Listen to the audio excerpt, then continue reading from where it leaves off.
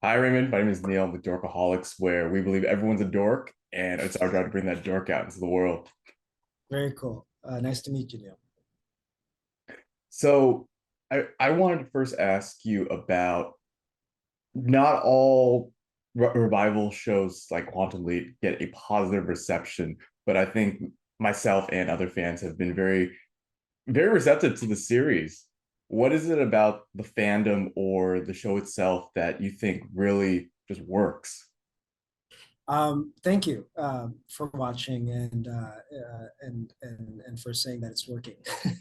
I agree as well. I mean, I watch the shows when they air, and at that point, I'm a viewer. I'm able to turn that part of my brain off, and I'm watching, and I agree. I think it's a really fun show to watch, and yeah, I don't.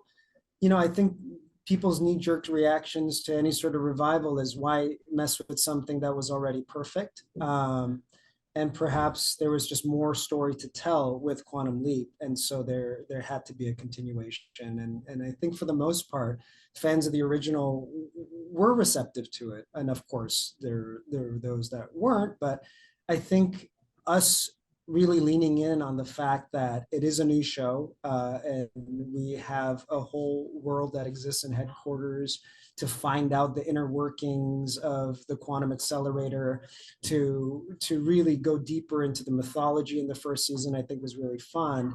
And I think it was really satisfying to a lot of the original viewers. And so that we have established this sort of baseline of understanding of how time travel works in this world, we're now given license to do more of the world building emotionally, and character investing in each of our characters' lives, and I think that's going to get really exciting. But I'm just happy that this revival is being well received and that we're getting to continue to tell our story. Hmm. Yeah, I know earlier this year, you and the cast made an appearance at WonderCon, entering like the biggest hall and getting to speak amongst your biggest fans, of course. What was that experience like? Mind blowing. I remember our moderator, Jim Halterman, he was asking me a question, and I was not listening to him because I was just looking out into the audience and seeing the fans of our shows for the first time, seeing their faces and being like, wow, this y'all are here for us, and because you like our show, that's great. Nobody forced you to be here. And I had to ask Jim to repeat the question because it was I wanted to soak in that moment and take a lot of mental snapshots. I think you're frozen. Oh, you were frozen for a second. But yeah, it was just completely wild to see our fans in real life. And yeah, you'll never have another first experience like that. So I'm really glad that we were all able to do that together. Hmm. And I know that topics such as the immigrant experience, of course, as well as transgender rights, has been received positively by audiences. Whereas many fans have been accused of being that sort of thing, maybe being too woke or forced upon for a series.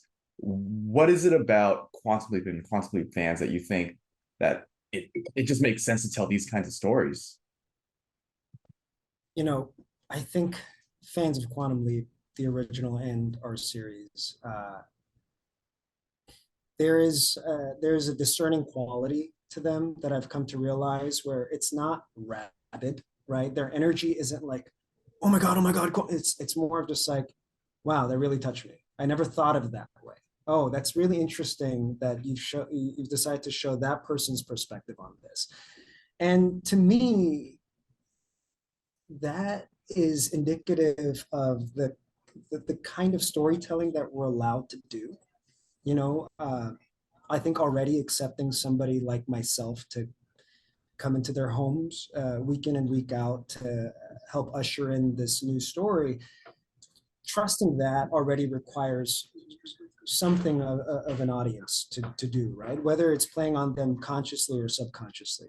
But if you can allow for that to happen, then how can we open this door here into a world that you might not have seen? How can we open this door here?